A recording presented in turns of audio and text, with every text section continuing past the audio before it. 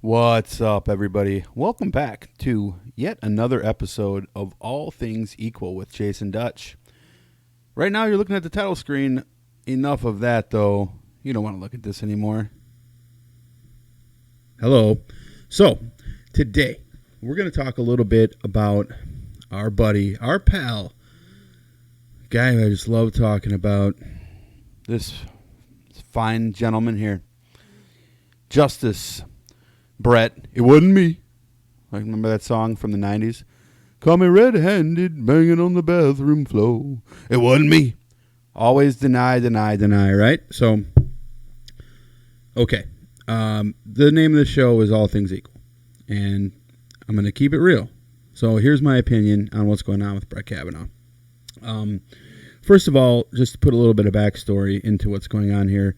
The New York Times, a couple days ago, there's a new book coming out, and the New York Times put up, it wasn't really a news story, it was like a news feature, which is kind of weird, because it gives them the ability to like write news that's not news, but make it kind of like almost like a op-ed, if that makes any sense.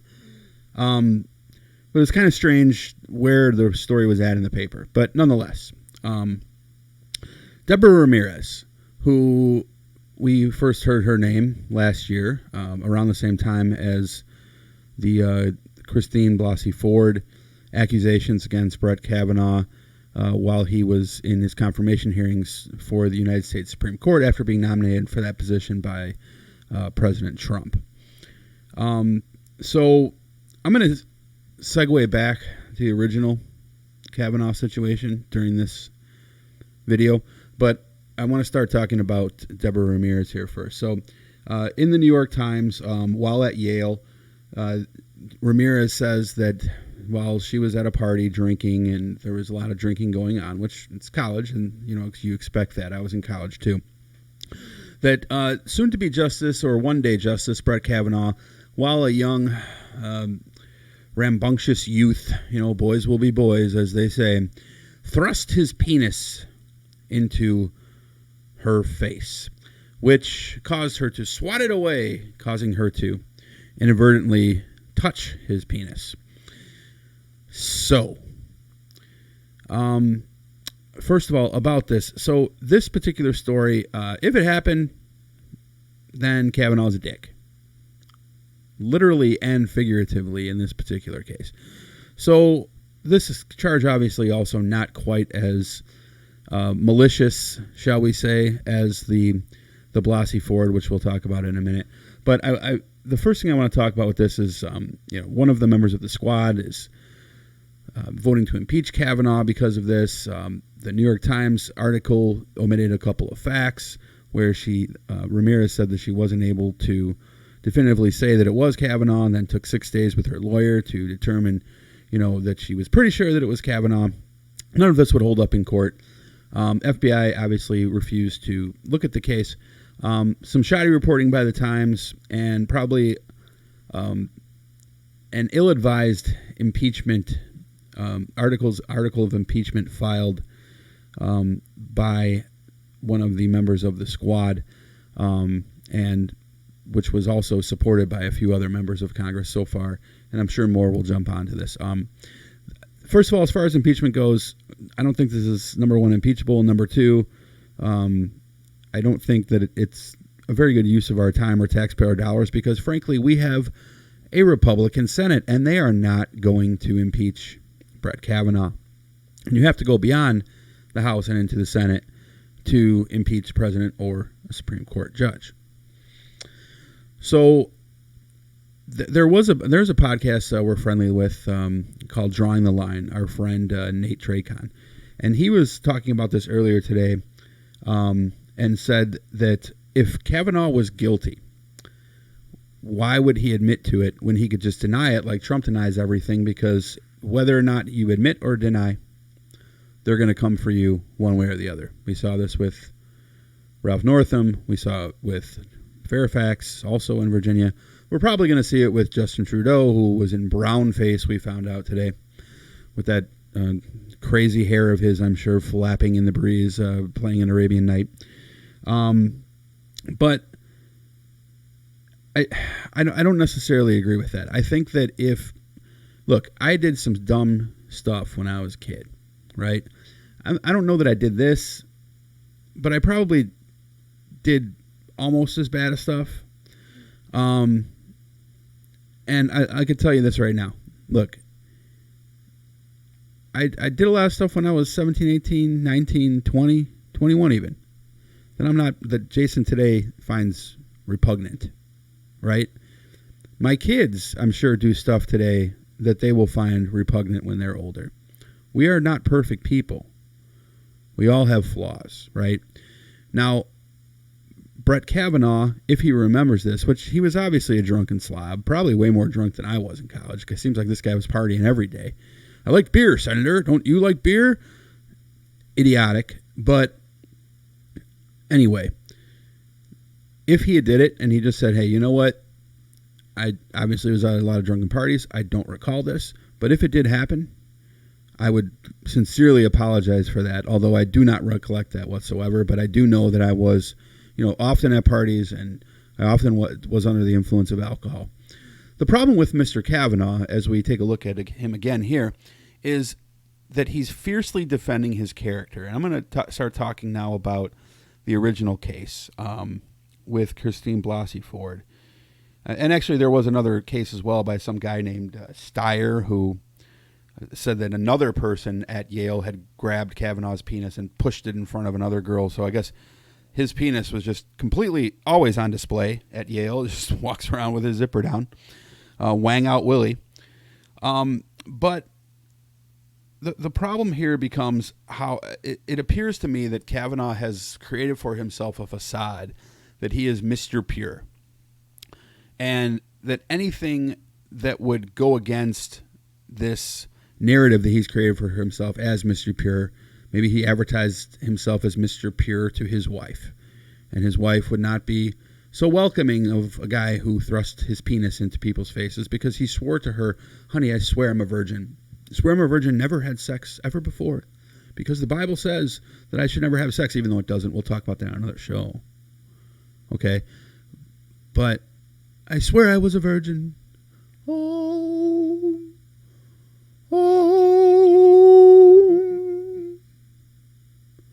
You see what I'm saying here. So here is the problem.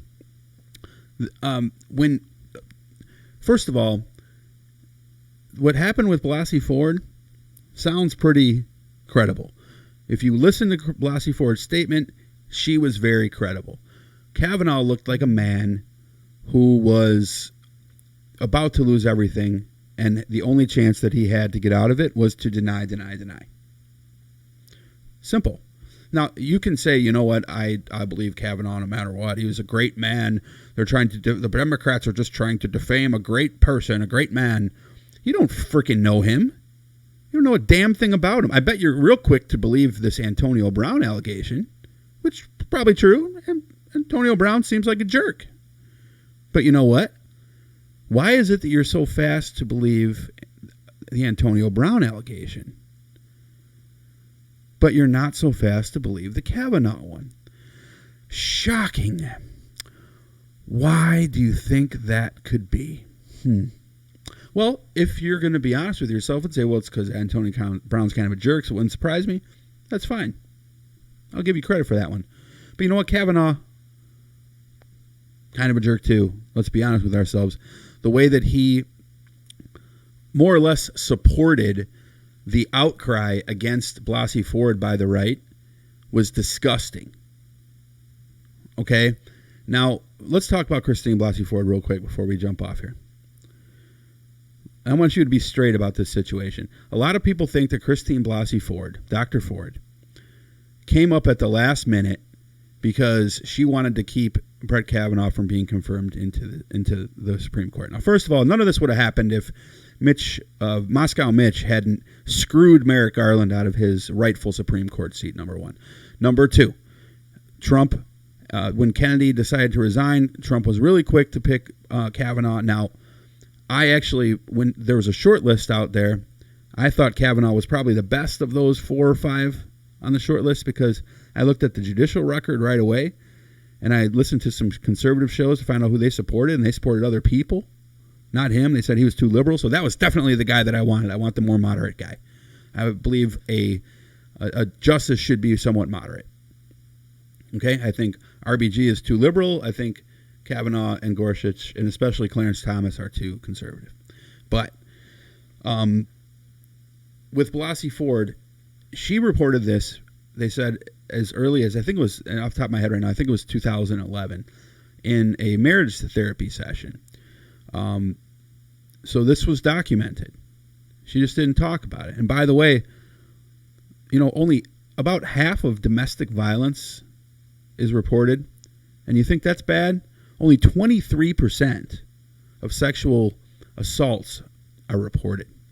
I'm the father of someone who's had this happen. You think I'm not going to believe my daughter? Of course I am. Trust, but verify. Trust, but verify.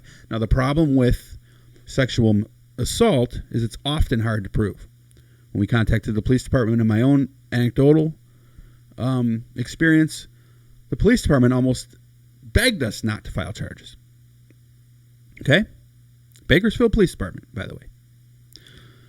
The other issue is that when she first... Oh, and by the way, for sexual misconduct, which is different from sexual assault, it's like, flashing your penis at someone, or, squeezing someone's cheek, or, there's a lot of different things that could be construed as sexual misconduct, some of which probably are and some of which probably aren't, but that's not the time for this discussion. Inside the workplace is reported about 5 times higher than it is outside of the workplace. Outside of the workplace, it's only reported about 3 or 4% of the time. That's pretty weird, right? So, because a lot of times maybe the person's thinking, well, I'm not going to see this person again. I'm at a party, I'm drunk anyway, blah, blah, blah. But, it's sometimes could be slightly innocent, but 99.999% of the time, it's going to be uncalled for and it's going to be kind of gross. So, again, with blasey-ford, she came out with this in 2011 in a therapy session. When Kavanaugh's name was added to the short list, and this, by the way, is a message for you conservatives who think that she's like a Democratic operative. I want you to listen closely. Okay? She reported this in 2011 in a therapy session, as I said 3 times now. When Kavanaugh was added to the short list, she wrote her congresswoman, which was Congressman Eshoo, I believe it's Eshoo, Anna Eshoo, in Northern California, Palo Alto, and said here, one of these guys who's on this list did this to me back in the 80s. I've, repressed this my whole life. It's bothered me my whole life. It's been something that, I've sort of tried to push down under the surface. I had, have a second front door installed in my house because of this. So she sent it off to Senator Dianne Feinstein. Now, what happened with the Kavanaugh hearing was because of Merrick Garland, the Democrats were fighting tooth and nail. Okay? And they rightfully should, because they got screwed with Merrick Garland, right? The right completely forgets about this. They're like, oh, well, Merrick Garland, there was precedent because, last year presidential. Wrong. It's happened numerous times where a Supreme Court justice was either nominated or confirmed during the final year of an outgoing president. Okay? So that's false. So I don't want to hear it anymore. He got screwed. Merrick Garland got screwed. Barack Obama got screwed. Okay, Mitch McConnell, I guess, he's super proud of himself. But nonetheless, of course the left is mad. Of course, right? To quote Cenk Uygur. So here's the issue. They send the complaint. Congresswoman Eshoo sends the complaint to Feinstein. Feinstein, because of the fact that she sees that Kavanaugh is about to get confirmed, and she knows that the midterms are right around the corner, like another 6-8 weeks away at the time. And she knows there's probably going to be a blue wave, which there was. She tries to get it to go beyond that. So she leaks it, right? Feinstein, she leaks it. I don't know how it got out. Oh my gosh. We know how it got out. Feinstein, you freaking let it out on purpose. So long story short, who do people blame? Not Feinstein, the one who did it. Blasey-Ford. And that's the sad part. Blasey-Ford is the antithesis of someone who would want to be in the public spotlight when it comes to this case. She wants nothing to do with being in the public spotlight. She passed a lie detector test, but of course they say, well, she trained people on how to. I mean, okay, whatever. It just to me that still isn't proof positive of anything. If she had failed it, I guarantee you'd be using that, right? So be honest with yourselves. So Blasey-Ford had to leave her house. She had to move. She had to have security watch her kids.